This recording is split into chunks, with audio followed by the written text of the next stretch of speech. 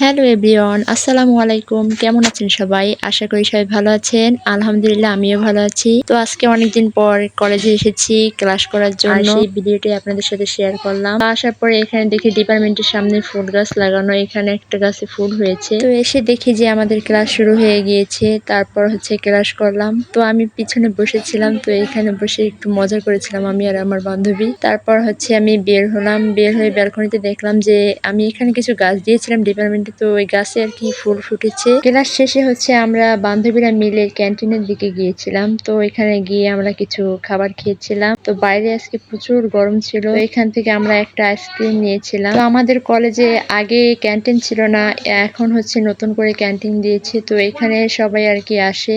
Ice cream খাওয়া শেষ করে আমি বাসার উদ্দেশ্যে রওনা দিলাম। তো আমি যে ফুলটা নিয়েছিলাম এটা ছিল রাধাচূড়া। আমার বাসায় আমি লাগিয়েছি একটা রাধাচূড়া। এটা হলো। তো আজকের ভিডিওটা এই পর্যন্তই। দেখা হবে নতুন কোনো ভিডিওতে। আল্লাহ হাফেজ।